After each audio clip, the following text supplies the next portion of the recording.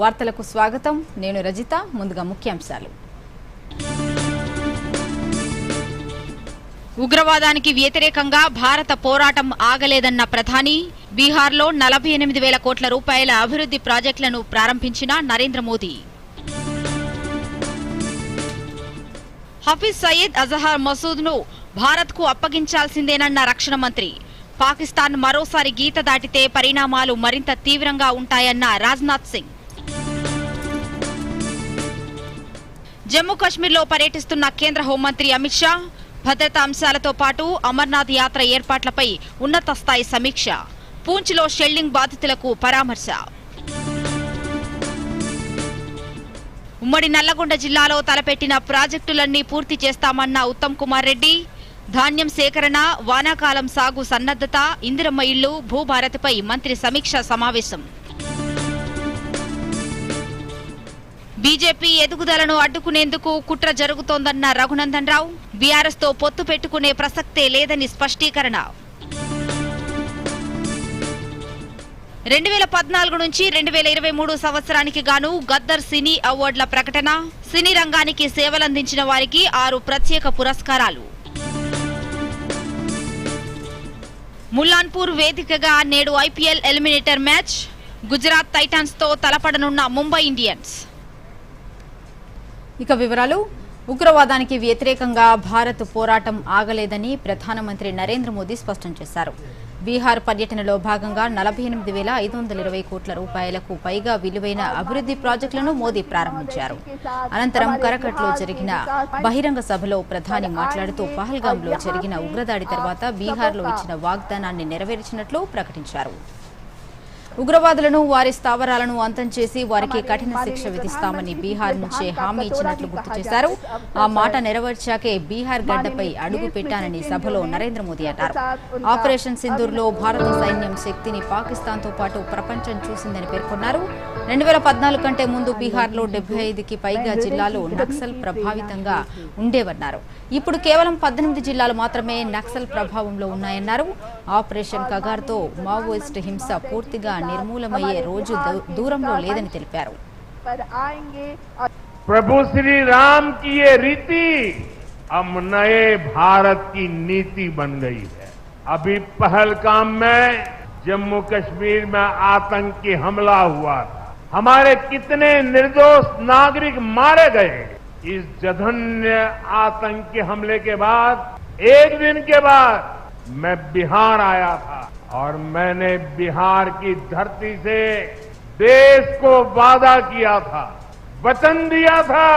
बिहार की धरती पर आंख में आंख मिलाकर हमने कह दिया था, आतंक के आकाओं के ठिकानों को मिट्टी में मिला दिया जाएगा।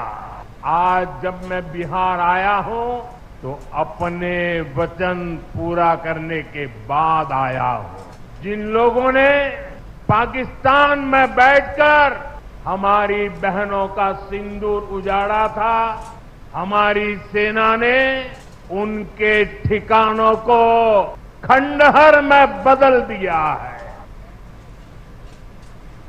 గోవాలో రక్షణ మంత్రి రాజ్నాథ్ సింగ్ ఐఎన్ఎస్ విక్రాంత్ను సందర్శించారు. ఈ సందర్భంగా రాజ్నాథ్ సింగ్ మాట్లాడుతూ నౌకాదళ యోధుల మధ్య ఉండటం ఆనందంగా, గర్వంగా ఉందని అన్నారు. ఐఎన్ఎస్ విక్రాంత్పై నిలబడినప్పుడు భారత సముద్ర శక్తి గొప్పతనం కనిపిస్తుందని తెలిపారు. సముద్ర సరిహద్దుల భద్రత బలంగా ఉన్నంతకాలం ఎవరూ భారత్ను సందేహాస్పదంగా చూడలేరన్నారు. విక్రాంత్ అంటే అజేయమైన ధైర్యం, అసమాన శక్తి అని కొనియాడారు. ఆపరేషన్ సింధూర్ విజయంపై రాజ్నాథ్ సింగ్ నౌకాదళాన్ని అభినందించారు. పహల్గాంలో జరిగిన ఉగ్రదాడి తర్వాత ఆపరేషన్ సింధూర్లో భారత్ సాయుధ బలగాలు చూపిన ధైర్య సాహసాలు అద్భుతమన్నారు. ఇది ఉగ్రవాదులతో పాటు వారి సహాయకులకు భారత్ గుణపాఠం చెప్పిందన్నారు. మన దేశ దాడి ఎంత బలంగా ఉందంటే పాకిస్తాన్ ప్రపంచాన్ని భారత్ దాడులను ఆపమని వేడుకోవాల్సి వచ్చిందన్నారు. అయితే ఆపరేషన్ సింధూర్ ఇంకా పూర్తి కాలేదని, కేవలం విరామం ఇచ్చినట్లు తెలిపారు. పాకిస్తాన్ మళ్లీ అదే తప్పు చేస్తే భారత స్పందన మరింత కఠినంగా ఉంటుందని హెచ్చరించారు. ఈసారి పాక్ కోలుకునే అవకాశం కూడా ఉండదన్నారు. హఫీజ్ సయీద్ అజహర్ను భారత్కు అప్పగించాల్సిందేనని డిమాండ్ చేశారు. नौसेना के प्रत्येक अधिकारी, भारतीय नौसेना के प्रत्येक जवान और उससे जुड़े हुए हर सिविलियन को भी हृदय से बधाई देता हूं। अभी हाल ही में हमारी सेना के जवानों से मिलने मैं कश्मीर गया था। फिर उसके बाद मैं भूज गया था अपने एयर वॉरियर्स से मिलने के लिए, और आज मैं यहाँ पर नेवल वॉरियर्स के बीच में मौजूद हूँ। मैं महसूस कर पा रहा हूँ कि हमारी सेना का मनोबल यदि पहाड़ की तरह अडिग है, हमारी डिफेंस, हमारी एयरफोर्स का मनोबल यदि आसमान की ऊंचाइयां छू रहा है, तो हमारी नेवी का मनोबल भी समुद्र से अधिक गहरा है और विशाल भी है। కేంద్ర హోంమంత్రి అమిత్ షా జమ్మూ కాశ్మీర్లో పర్యటిస్తున్నారు. భద్రతా పరిస్థితులతో పాటు అమర్నాథ్ యాత్ర ఏర్పాట్లపై ఉన్నతాధికారులతో కేంద్ర హోంమంత్రి సమీక్ష నిర్వహించారు. జూలై 3 నుంచి ప్రారంభమయ్యే వార్షిక అమర్నాథ్ యాత్ర ఏర్పాట్లపై పలు కీలక సూచనలు చేశారు. ఈ సమావేశంలో lieutenant governor Manoj Sinha, army chief general Upendra Dwivedi, కేంద్ర హోం కార్యదర్శి గోవింద్ మోహన్తో పాటు వివిధ పారామిలిటరీ దళాలు, పోలీసులు మరియు నిఘా సంస్థల అధిపతులు పాల్గొన్నారు. ఈ పర్యటనలో భాగంగా పూంచ్ సెక్టార్లో పాకిస్తాన్ షెల్లింగ్ బారిన పడిన ప్రజలను అమిత్ షా పరామర్శించారు. ఈ సందర్భంగా కేంద్ర హోంమంత్రి మాట్లాడుతూ ఉగ్రవాదం ఏ స్థితిలో ఉన్నా దాన్ని ఉపేక్షించబోమని చెప్పారు. ऑक्यूपाई कश्मीर और पाकिस्तान में जो आतंकवादी अड्डे थे उसको ध्वस्त कर दी। पहली बार भारत की सेनाओं ने पाकिस्तान की सीमा के अंदर खड़े हुए आतंकवादी संगठनों के हेडक्वार्टर को ध्वस्त कर दिया और एक करारा जवाब समग्र भारत की जनता की ओर से नरेंद्र मोदी जी के दृढ़ राजनीतिक इच्छा शक्ति से लिए गए निर्णय, हमारी सूचना एजेंसियों की सटीक सूचना और सेना का अद्भुत साहस और अचूक मारक क्षमता, इसके कारण ये हुआ कि सैकड़ों की संख्या में आतंकवादी हताहत हुए। हमने तो हमला आतंकवादियों पर करा था। హైదరాబాద్ వేదికగా జరుగుతున్న మిస్ వరల్డ్ పోటీలు చివరి అంకానికి చేరుకున్నాయి. హైదరాబాద్ హైటెక్స్ వేదికగా రేపు సాయంత్రం ప్రపంచ సుందరి పోటీల ఫైనల్స్ నిర్వహించనున్నారు. ఇందుకోసం నిర్వాహకులు అందాల భామలతో కలిసి రిహార్సల్స్ నిర్వహించారు. దీనికి ముందు నిర్వహించిన మల్టీమీడియా ఛాలెంజ్లో ఒక్కో ఖండం నుంచి ఒకరు చొప్పున మొత్తం 4 మిస్ వరల్డ్ ఆర్గనైజేషన్ విజేతలుగా ప్రకటించింది. అమెరికన్, కరేబియన్ నుంచి డొమినికన్ రిపబ్లికన్ భామ మైరా డెల్గెడోబ్, ఆఫ్రికా నుంచి కెమెరన్ సుందరి ప్రిన్సెస్సీ, యూరోప్ నుంచి మాంటెనెగ్రో భామ ఆండ్రియో నికోలిక్, ఆసియా ఓషియానా నుంచి థాయిలాండ్ సుందరి సుచాటా విజేతలుగా నిలిచారు. ఈ 4 మిస్ వరల్డ్ క్వార్టర్ ఫైనల్ జాబితాలో చోటు దక్కించుకున్నారు. దీంతో ఫాస్ట్ ట్రాక్ లో ఇప్పటివరకు 16 మందికి చోటు దక్కగా మిగతా వారిని న్యాయ నిర్ణేతలు ఎంపిక చేస్తారు. ఇక హైటెక్స్ లో జరిగే వేడుకకు 108 దేశాల అందాల భామలు హాజరవుతారు. తొలుత ఖండాల వారీగా ర్యాంప్ వాక్ చేస్తారు. వీరిలో 40 మంది తదుపరి దశకు చేరుకుంటారు. ఇప్పటికే అందులో చోటు దక్కించుకున్న 16 మంది భామలను తొలుత పిలుస్తారు. ఆ తర్వాత న్యాయ నిర్ణేతలు ఎంపిక చేసిన 24 మంది వస్తారు. మిగిలిన వారు వారికి కేటాయించిన స్థానాలకు వెళ్లిపోతారు. తర్వాత నుంచే ఫైనల్స్ మొదలవుతాయి. మిస్ వరల్డ్ 2016 స్టెఫానీ డెల్ వాలే, భారతీయ ప్రెజెంటర్ సచిన్ కుంభర్ ఈ కార్యక్రమానికి హోస్ట్లుగా వ్యవహరించనున్నారు. బాలీవుడ్ తారలు జాక్వెలిన్ ఫెర్నాండెజ్, ఇషాన్ ఖట్టర్ స్టేజ్ పైన లైవ్ ప్రదర్శనలు ఇవ్వనున్నారు. ప్రముఖ మానవతావాది నటుడు సోనూ సూద్కు మిస్ వరల్డ్ హ్యూమానిటేరియన్ అవార్డు ప్రదానం చేయనున్నారు. ఆయన ఫైనల్స్ కు న్యాయ నిర్ణేతగా కూడా వ్యవహరిస్తారు. ఇతర జ్యూరీలుగా Sudha Reddy, doctor Karina Terrell, Miss World CEO Julia Morley ఉన్నారు. మిస్ వరల్డ్ 2017 బాలీవుడ్ నటి మనుషి చిల్లర్ ఈ కార్యక్రమంలో ప్రత్యేక ఆకర్షణగా నిలవనున్నారు. ప్రజా సంక్షేమమే తమ ప్రభుత్వ ప్రధాన లక్ష్యమని మంత్రి ఉత్తమ్ కుమార్ రెడ్డి అన్నారు. ఉమ్మడి నల్లగొండ జిల్లాలో పలు అంశాలపై మంత్రి సమీక్ష నిర్వహించారు. ధాన్యం సేకరణ, వానాకాలం సాగు సన్నద్ధత, ఇందిరమ్మ ఇళ్లు, భూభారతిపై అధికారులకు కీలక సూచనలు చేశారు. అనంతరం ఉత్తమ్ కుమార్ రెడ్డి మాట్లాడుతూ రాష్ట్రంలో ప్రతి ఒక్కరికి రేషన్ కార్డుపై నెలకు 6 కిలోల సన్నబియ్యం అందిస్తున్నామన్నారు. అర్హులైన ప్రతి ఒక్కరికి రేషన్ కార్డులు అందిస్తున్నామన్నారు. ఉమ్మడి నల్లగొండ జిల్లాలో తలపెట్టిన ప్రాజెక్టులన్నీ పూర్తి చేస్తామని ఉత్తమ్ కుమార్ రెడ్డి పునరుద్ఘాటించారు. ఆ ప్రభుత్వం కానీ మా ప్రభుత్వం వచ్చిన మొదటి కొన్ని నెలల్లో సంవత్సరానికి 10,665 కోట్లు ఖర్చు పెట్టి 2,81,00,000 మందికి రేషన్ బెనిఫిషరీస్ కి ఉచితంగా 6 కిలోల దొడ్డు బియ్యం కానీ కోర్స్ గ్రెయిన్స్. ఈ లెక్కలు మీరు గమనించాలి. సంవత్సరానికి ప్రభుత్వాలు 10,665 కోట్లు ఖర్చు పెట్టి ప్రతి రేషన్ కార్డ్ బెనిఫిషరీస్ కి 6 కిలోల బియ్యం, మేము అప్పుడు 40 రూపాయలు కిలో బియ్యం బయట కొని ఉచితంగా 6 కిలోల బియ్యం రేషన్ బెనిఫిషరీస్ కి ఇచ్చేవాళ్ళం. ప్రజల సొమ్మే. కానీ మీ అందరికి తెలుసు ప్రజాప్రతినిధులు తెలుసు, అధికారులకు తెలుసు, మీడియా సంస్థలకు తెలుసు. 10 ఏళ్లు అధికారాన్ని అడ్డం పెట్టుకుని ఆస్తులు సంపాదించడం తప్ప రాష్ట్రానికి కేసీఆర్ కుటుంబం చేసిందేమీ లేదని బీజేపీ ఎంపీ రఘునందన్ రావు విమర్శించారు. తెలంగాణలో బీజేపీ ఒంటరిగా బలపడుతోందని, ఎవరితో పొత్తు పెట్టుకోవాల్సిన అవసరం తమకు లేదని అన్నారు. రాష్ట్రంలో పొత్తులు పెట్టుకుని గెలిచే పార్టీ బీఆర్ఎస్ఏ అని గుర్తు చేశారు. పొత్తులు విలీనాలపై తమ పార్టీలో ఎలాంటి చర్చలు జరగలేదని స్పష్టం చేశారు. ఇదంతా రాష్ట్రంలో బీజేపీ ఎదుగుదలను అడ్డుకోవడానికి చేసే ప్రయత్నం అని మండిపడ్డారు. హైదరాబాద్లోని బీజేపీ రాష్ట్ర కార్యాలయంలో రఘునందన్ రావు మాట్లాడారు. ఉద్యమంలో ప్రాణత్యాగం చేసిన అమరుల కుటుంబాలను అతి దారుణంగా అవమానించడంతోనే తెలంగాణ ప్రజలు వీఆర్ఎస్ ఇచ్చారని అన్నారు. మళ్లీ కేసీఆర్ కుటుంబం రీబాండింగ్ చేసుకునే ప్రయత్నం చేస్తోంది. రాష్ట్రంలో అన్నా చెల్లెళ్ల గురించే చర్చ జరగాలని ఎమ్మెల్సీ కవితను తెరమీదకు తెచ్చారని విమర్శించారు. బీఆర్ఎస్ కాలం చెల్లిన పార్టీ అని, అందుకే ఒక్కొక్కరుగా ఆ పార్టీ నుంచి బయటకు వచ్చేందుకు ట్రై చేస్తున్నారని తెలిపారు. ఇవాళ చెల్లకుండా పోయినటువంటి కవిత గారు జనబాహల్యం లోపల పోటీ చేస్తే ప్రజలు ఆదరిస్తలేరని చెప్పి వచ్చి సెల్ఫ్ బ్రాండింగ్ పంచాయతీ తప్పితే ఏముంది? ఏం గొప్ప చేసిందని కవిత? బతుకమ్మ ఆడినా, తెలంగాణ భావ వ్యాప్తి చేసిన చెల్లె నువ్వు ఉట్టే కంటే ముందు నుంచి ఉంది కదా Bathukamma. So there is no brand for Kavitha, no brand for KTR, nothing is there for TRS. ఏం లేదు టీఆర్ఎస్కి, ఏమి లేదు కాబట్టి ఏదో ఉన్నట్టు చూపించుకోవడం కోసం చెల్లని దుడ్డుని ఏదో చేసిరని చెప్తారు ఊర్లలో. పక్కా తెలంగాణ భాషలు చెప్పాలంటే, కేసీఆర్ గారి భాషలు చెప్పాలంటే అది చెల్లని దుడ్డు, చెల్లని రూపాయికి బ్రాండింగ్ చేసుకునేటువంటి ప్రయత్నము. దానికి మీడియా లోపల స్పేస్ మేమే ఉండాలి. అయితే మా అన్న ఉండాలి మీడియాలో, లేకపోతే నేను ఉండాలి, మా పార్టీ ఉండాలి, ఇతరులు ఎవరు ఉండొద్దు, ఇతరుల గురించి చర్చ జరగవద్దు. ఈ చెల్లని రూపాయల పంచాయతీలను తీసుకొని వచ్చి దానికి ఏదో గొప్పగా చేసుకుంటుంది. తెలంగాణ ప్రభుత్వం అందించనున్న గద్దర్ అవార్డులపై ప్రముఖ సినీ నటుడు, జ్యూరీ చైర్మన్ మురళీమోహన్ హైదరాబాద్లో ప్రెస్ మీట్ నిర్వహించారు. ఎఫ్డీసీ చైర్మన్ నిర్మాత దిల్ రాజుతో కలిసి ఆయన మీడియాతో మాట్లాడారు. 2014 నుంచి 2023 వరకు విడుదలైన సినిమాలకు గద్దర్ అవార్డులను ప్రకటించారు. ఏడాదికి 3 చిత్రాల చొప్పున ఉత్తమ సినిమాలకు అవార్డులను వెల్లడించారు. 2014 జూన్ 2 నుంచి సెన్సార్ అయిన సినిమాలను పరిగణలోకి తీసుకున్నట్లు చెప్పారు. వీటితో పాటు సినీ రంగానికి సేవలు అందించిన వారికి 6 ప్రత్యేక అవార్డులు ప్రకటించారు. ప్రజాకవి కాళోజీకి స్పెషల్ జ్యూరీ అవార్డును ఇస్తున్నట్లు వెల్లడించారు.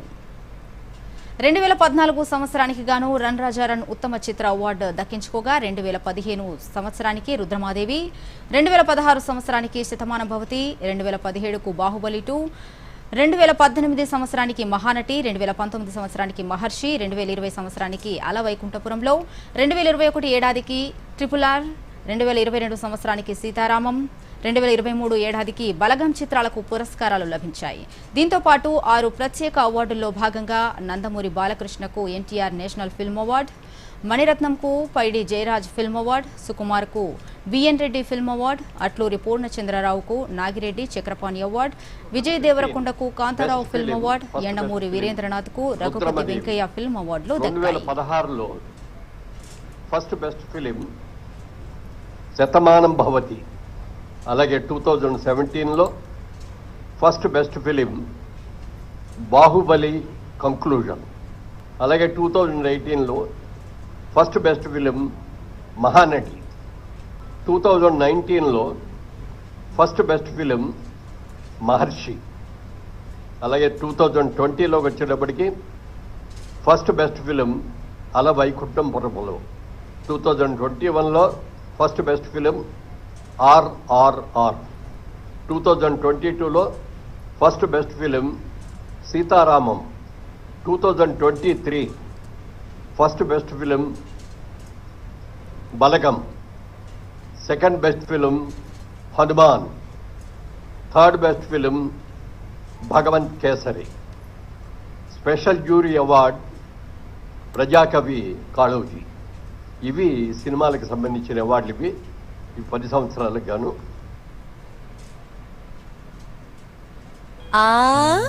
Good girl.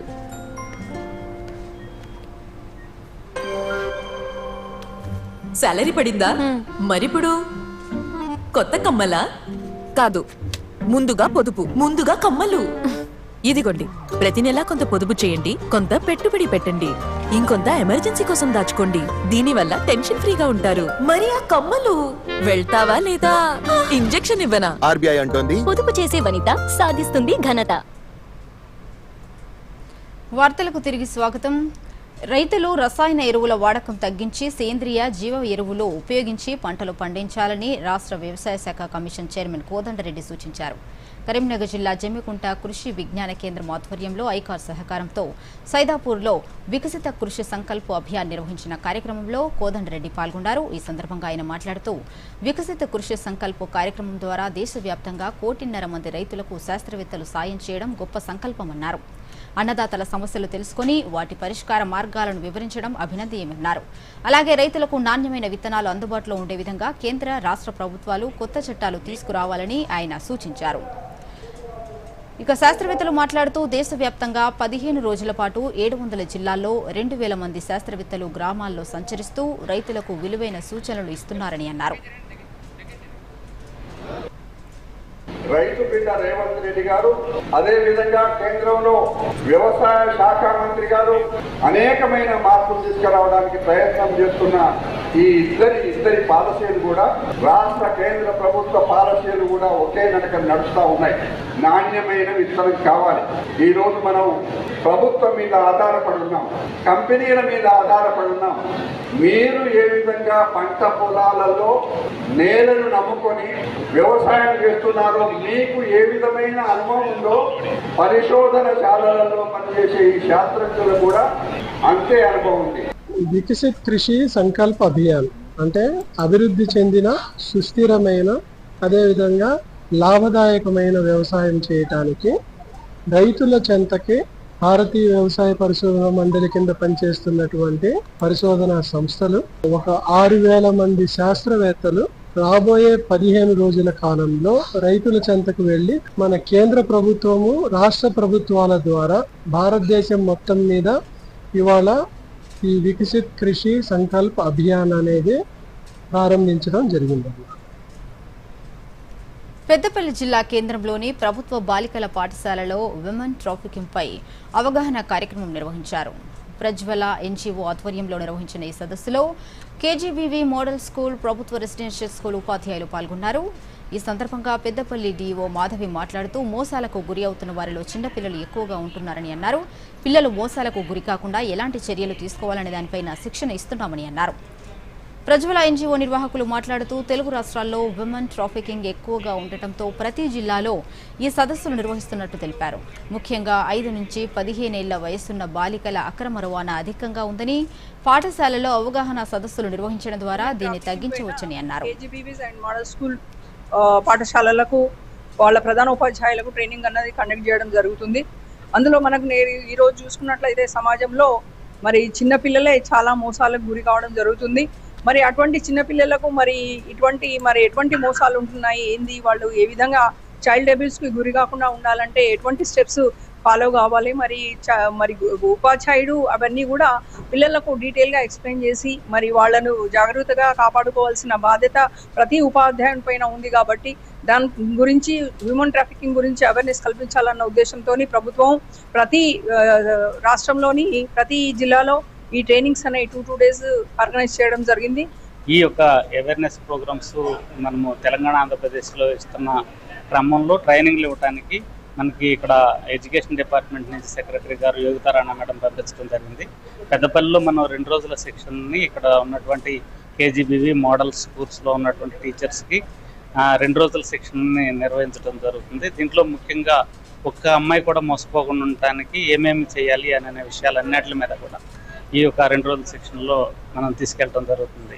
దీన్ని మనం రాష్ట్ర వ్యాప్తంగా కూడా ఈ ఒక June 6th కల్లా కంప్లీట్ చేయడం జరుగుతుంది. మహబూబాబాద్ జిల్లాలో గత కొద్ది రోజులుగా జరిగిన వివిధ కార్యక్రమాల సమాహారాన్ని దూరదర్శన్ వార్తా విభాగం జిల్లా రౌండప్ గా ప్రేక్షకులకు అందిస్తోంది. అందులో భాగంగా జిల్లాలో జరిగిన వివిధ కార్యక్రమాల వివరాలు ఇప్పుడు తెలుసుకుందాం. సాగు స్థిరీకరణకు దోహదపడుతున్న బయ్యారం పెద్ద చెరువు, తులారం ప్రాజెక్టు అభివృద్ది చేసేందుకు చర్యలు తీసుకుంటామని ఉప ముఖ్యమంత్రి మల్లు భట్టి విక్రమార్క అన్నారు. మహబూబాబాద్ జిల్లా బయ్యారం మండలంలోని పలు గ్రామాల్లో సుమారు 8 కోట్ల రూపాయలతో నిర్మించనున్న విద్యుత్ ఉపకేంద్రాల నిర్మాణానికి శంకుస్థాపన చేసిన అనంతరం ఏర్పాటు చేసిన బహిరంగ సభలో ఆయన మాట్లాడుతూ ఏజెన్సీ ప్రాంత రైతులకు విద్యుత్ సమస్య రాకుండా ఉపకేంద్రాలను ఏర్పాటు చేస్తున్నామని, గిరిజన నియోజకవర్గాల్లో అదనంగా ఇందిరమ్మ ఇల్లు మంజూరుకు ప్రభుత్వం ఆలోచిస్తుందన్నారు. మహబూబాబాద్ జిల్లా కేంద్రంలోని ఎమ్మెల్యే క్యాంపు కార్యాలయంలో రాష్ట్ర ప్రభుత్వం గౌడ కులస్తులకు ఉచితంగా అందించే కాటమయ్య రక్షణ కవచం కిట్లను ఎమ్మెల్యే గీత కార్మికులకు పంపిణీ చేశారు. వృత్తిని నమ్ముకుని జీవనోపాధి పొందుతున్న కల్లుగీత కార్మికులు తాటి చెట్లపై నుంచి పడి ప్రమాదాల బారిన పడకుండా ఉండేందుకు కాటమయ్య రక్షణ కవచం కిట్లు ఎంతగానో ఉపయోగపడతాయని, ఈ కిట్లను సద్వినియోగం చేసుకోవాలని ఎమ్మెల్యే మురళీనాయక్ అన్నారు. జమ్మూ కశ్మీర్లోని పహల్గాంలో 26 మంది పర్యాటకులను కాల్చి చంపిన ఉగ్రవాదులను అంతమొందించేందుకు ఏర్పాటు చేసిన ఆపరేషన్ సింధూర్ విజయవంతం కావటం హర్షణీయమని బీజేపీ రాష్ట్ర క్రమశిక్షణా సంఘం చైర్మన్ మార్తినేని ధర్మారావు అన్నారు. ఆపరేషన్ సింధూర్ విజయవంతాన్ని పురస్కరించుకుని మహబూబాబాద్ జిల్లా కేంద్రంలో బీజేపీ ఆధ్వర్యంలో భారీ తిరంగా ర్యాలీ నిర్వహించారు. మహబూబాబాద్ జిల్లాలోని మల్యాల కృషి విజ్ఞాన కేంద్రంలో కేంద్ర ప్రభుత్వం ఆధ్వర్యంలో ఏర్పాటు చేసిన డిప్లొమా ఇన్ అగ్రికల్చరల్ ద్వారా 52 రోజులు శిక్షణా తరగతులను నిర్వహించారు. National institute of agricultural extension management ద్వారా వ్యవసాయ ఇన్పుట్లు మరియు సాంకేతిక జ్ఞానాన్ని, నైపుణ్యాలపై శిక్షణ అందించారు. ఇందులో ఉత్తీర్ణత సాధించిన పెస్టిసైడ్, ఫెర్టిలైజర్ డీలర్లకు మహబూబాబాద్ కృషి విజ్ఞాన కేంద్రం కోఆర్డినేటర్ మాలతి సర్టిఫికేట్లు అందజేశారు. మహబూబాబాద్ జిల్లా కేంద్రంలోని ప్రభుత్వ ఏరియా ఆసుపత్రిని జాతీయ ఎస్టీ కమిషన్ సభ్యుడు జాటోత్ హుస్సేన్ నాయక్ పరిశీలించారు. ఆసుపత్రిలోని పలు విభాగాలను పరిశీలించారు. ఈ సందర్భంగా ఆయన మాట్లాడుతూ వైద్య కళాశాల భవన నిర్మాణ పనులు త్వరితగతిన పూర్తి చేసి మరిన్ని సేవలు అందుబాటులోకి తీసుకురావాలని అధికారులను కోరారు. మహబూబాబాద్ జిల్లా కేంద్రంలోని చెంచు లక్ష్మి మహాలక్ష్మి సమేత శ్రీ లక్ష్మీ నరసింహస్వామి కళ్యాణ మహోత్సవం అంగరంగ వైభవంగా జరిగింది. మహోదయ నగర్లో వెలిసిన స్వయంభూ శ్రీ లక్ష్మీ నరసింహస్వామి వారి తిరుకళ్యాణానికి భక్తులు భారీ సంఖ్యలో హాజరై స్వామివారి కృపకు పాత్రులయ్యారు. Bureau report, Doordarshan news. యువత ప్రతి ఒక్కరూ మై భారత్ పౌర రక్షణ వాలంటీర్లుగా నమోదు చేసుకోవాలని సిద్దిపేట జిల్లా నెహ్రూ యువ కేంద్ర యువజన అధికారి రంజిత్ రెడ్డి సూచించారు. నమోదైన యువత జాతీయ ప్రయోజనాలలో ముఖ్యంగా అత్యవసర పరిస్థితులు, సంక్షోభ సమయాల్లో కీలక పాత్రలు పోషించడానికి అవకాశం లభిస్తుందని తెలిపారు. ప్రకృతి వైపరీత్యాలు, ప్రమాదాలు, ఇతరత్రా ఊహించని పరిస్థితులలో పౌర పరిపాలన పట్ల పూర్తి అవగాహన పొంది తదనుగుణంగా ప్రతిస్పందించే స్థితిస్థాపక స్వచ్ఛంద దళాన్ని నిర్మించడమే కేంద్ర ప్రభుత్వ యువజన వ్యవహారాలు, క్రీడల మంత్రిత్వ శాఖ లక్ష్యమని రంజిత్ రెడ్డి అన్నారు. ప్రస్తుతం ఉద్భవిస్తున్న భద్రతా సమస్యల దృష్ట్యా బలమైన కమ్యూనిటీ ఆధారిత ప్రతిస్పందన కోసం యంత్రాంగాన్ని ఏర్పాటు చేయవలసిన అవసరం పెరుగుతోందని అన్నారు. పౌర రక్షణ వాలంటీర్లు ఈ విషయంలో కీలక పాత్ర పోషిస్తారని తెలిపారు. వీరికి రెస్క్యూ ఆపరేషన్, తరలింపు కార్యకలాపాలు, ప్రథమ చికిత్స, అత్యవసర సంరక్షణ, ట్రాఫిక్ కంట్రోల్ మేనేజ్మెంట్, జనసమూహ నియంత్రణ, ప్రజా భద్రత, విపత్తు ప్రతిస్పందన, పునరావాస ప్రయత్నాల్లో శిక్షణ ఇస్తారని చెప్పారు. సివిల్ డిఫెన్స్ వాలంటీర్స్ ని రిక్రూట్ చేస్తుంది. సివిల్ డిఫెన్స్ వాలంటీర్గా మీరు నమోదు చేసుకోవాలంటే 18 సంవత్సరాలకు పైబడి ఉన్న వాళ్ళు, వాళ్ళ మీద ఏం పోలీస్ కేసు వర్గంటే లేని వాళ్ళు, సివిల్ డిఫెన్స్లో ఇంట్రెస్ట్ ఉన్న వాళ్ళు దీంట్లో నమోదు చేయగలరు. మై భారత్ వెబ్సైట్కి వెళ్ళి దాంట్లో రిజిస్టర్ చేసుకోవాలని మా విన్నపం. ఆధార్ కార్డ్ మరియు ఇతర ఇంపార్టెంట్ డాక్యుమెంట్స్ ఉంటే సరిపోతుంది. మొబైల్ నెంబర్, ఈమెయిల్ అడ్రస్, దీంతో రిజిస్టర్ చేయగలుగుతారు. ఇలా రిజిస్టర్ చేసుకున్న తర్వాత ఇంట్రెస్టెడ్ క్యాండిడేట్స్ని వారి ప్రదేశాలు బట్టి ఇంపార్టెంట్ ఏమైనా అకస్మాత్తు ఈవెంట్ జరిగినప్పుడు, డిఫెన్స్ ఏమైనా వాళ్ళ సహాయం కోరినప్పుడు వీళ్ళకి ఇనిషియల్గా ట్రైనింగ్ ఇవ్వడం జరుగుతుంది. ట్రైనింగ్ ఇచ్చి వారి సహకారాన్ని యూజ్ చేయడం జరుగుతుంది. భారత ప్రభుత్వము మై భారత్లో వాలంటీర్గా వర్క్ చేయడానికి నాకు మంచి అవకాశం కల్పించింది. ఆపత్కర సమయంలో నా యొక్క సేవలను ప్రభుత్వానికి మరియు భారతదేశ ప్రజలకు నా సేవలను అందిస్తానని కేంద్ర ప్రభుత్వం రైతులకు కనీస మద్దతు ధర పెంచుతూ తీసుకున్న నిర్ణయం పట్ల సిద్దిపేట జిల్లాకు చెందిన పలువురు రైతులు సంతోషం వ్యక్తం చేస్తున్నారు. ఖరీఫ్ సీజన్లో 14 రకాల పంటలకు మద్దతు ధర పెంపుకు కేబినెట్ ఆమోదం తెలిపింది. వరికి క్వింటాల్పై కనీస మద్దతు ధర 69 రూపాయలు, మొక్కజొన్నకు 175 రూపాయలు, జొన్నలకు 328, సజ్జలకు 150, రాగులకు 596, కందిపప్పుకు 450, పొద్దుతిరుగుడుకు 441, పెసరకు 86, మినుములకు 400, వేరుశెనగకు 480, సోయాబీన్కు 436, కుసుములకు 579, పత్తికి 589 రూపాయల చొప్పున కేంద్ర ప్రభుత్వం మద్దతు ధర పెంచింది. దీంతో అన్నదాతలకు ఎంతో లాభం చేకూరుతోందని సిద్దిపేట రైతులు హర్షం వ్యక్తం చేస్తున్నారు. పెట్టుబడి ఖర్చులు పెరిగిన నేపథ్యంలో కనీస మద్దతు ధర పెంచడం వల్ల రైతులకు లాభం చేకూరుతుందని అన్నారు. ధరలు పెంచడం వల్ల వరి పండించే రైతులకు ఊరట లభిస్తుందన్నారు. 69 రూపాయలు పెంచి 2389 రూపాయలు రావడం జరుగుతుంది. అదేవిధంగా 175 రూపాయలు మొక్కజొన్నకు పెరుగుతుంది. దాని ద్వారా రైతులకు ఎంతో మేలు జరుగుతుంది. అదేవిధంగా రైతులను ప్రోత్సహించే రకంగా ప్రతి సంవత్సరము ఒకసారి మద్దతు ధర పెంచడం జరుగుతుంది. 14 రకాల పంటలకు ఈ సంవత్సరం పెంచి ప్రతి సంవత్సరం ఇదే విధంగా పెంచుతుంది. దీని ద్వారా రైతులకు ఎంతో మేలు జరుగుతుంది. కాబట్టి రైతులను రైతును రాజు చేయాలన్న ఉద్దేశంతో నరేంద్ర మోడీ గారు ఈ నిర్ణయం తీసుకోవడం జరుగుతుంది కేబినెట్లో.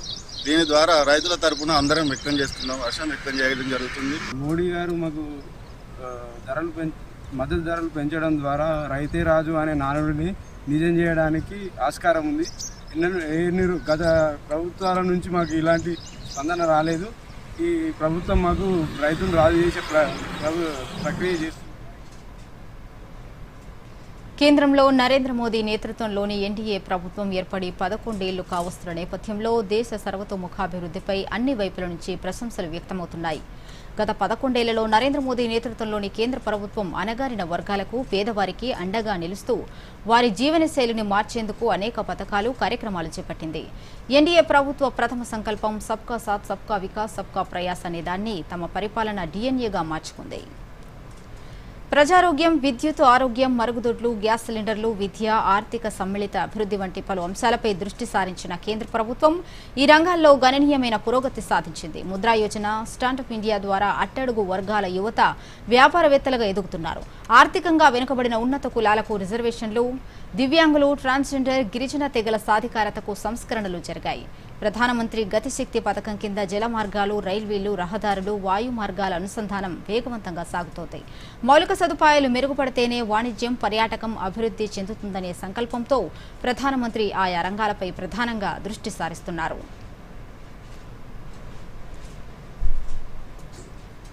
వినియోగదారుల వ్యవహారాలు, ఆహారం, ప్రజా పంపిణీ మంత్రిత్వ శాఖ పరిధిలోని central consumer protection authority e-commerce ప్లాట్ఫామ్లలో వాకీ-టాకీలు సహా రేడియో పరికరాల అక్రమ అమ్మకాల నివారణ, నియంత్రణ కోసం మార్గదర్శకాలను జారీ చేసింది. వినియోగదారుల భద్రతకు ప్రమాదాలను కలిగించే కీలకమైన కమ్యూనికేషన్ నెట్వర్క్లలో జోక్యం చేసుకునే వైర్లెస్ పరికరాల అనధికార అమ్మకాలను అరికట్టడానికి ఈ మార్గదర్శకాలను విడుదల చేసింది.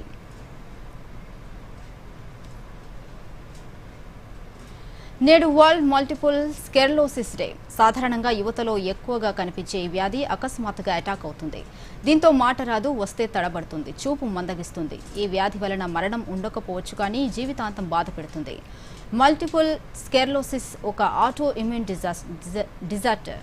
ఈ వ్యాధి కొందరిలో 20 ఏళ్లలో, మరికొందరిలో 30 ఏళ్లలో రావచ్చు. పురుషుల కంటే మహిళల్లోనే ఈ వ్యాధి తీవ్రత ఎక్కువ.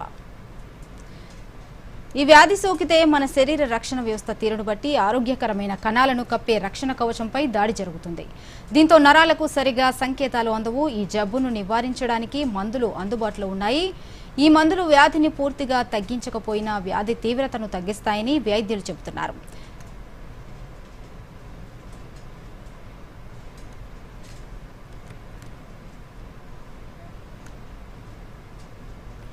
పంజాబ్లో రేపు ఆపరేషన్ షీల్డ్ కింద మాక్ డ్రిల్ నిర్వహించనున్నారు. Home guard special director general, civil defence director Sanjeev Kalra ఈ మేరకు ఆదేశాలు జారీ చేశారు.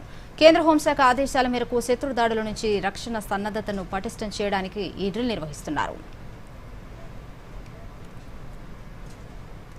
ఇక నేడు రేపు తెలంగాణ వ్యాప్తంగా ఓ మోస్తరు నుంచి భారీ వర్షాలు కురుస్తాయని వాతావరణ శాఖ హెచ్చరించింది. ఓవైపు నైరుతి రుతుపవనాలు రాష్ట్రమంతా విస్తరించడం, వాయువ్య బంగాళాఖాతంలో వాయుగుండం కొనసాగుతుండటంతో భారీ వర్షాలు కురుస్తాయని వెల్లడించింది. ఉష్ణోగ్రతలు కూడా 5 నుంచి 7 డిగ్రీల మేర తగ్గే అవకాశం ఉందని తెలిపింది.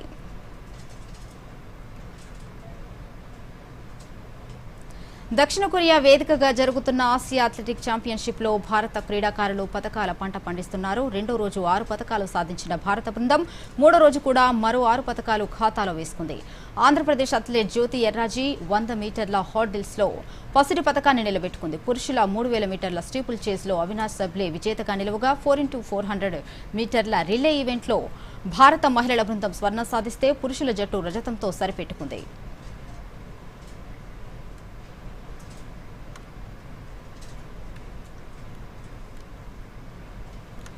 ఇక ఐపీఎల్ 18వ సీజన్లో బెంగళూరు జట్టు తుది పోరుకు అర్హత సాధించగా Gujarat Titans, Mumbai Indians eliminator మ్యాచ్కు సిద్ధమయ్యాయి.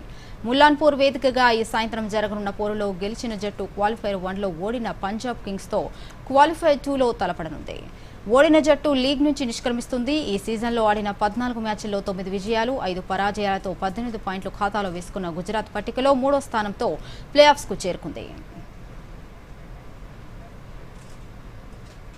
ఇక ముఖ్యాంశాలతో వార్తలను ముగిద్దాం. నమస్కారం.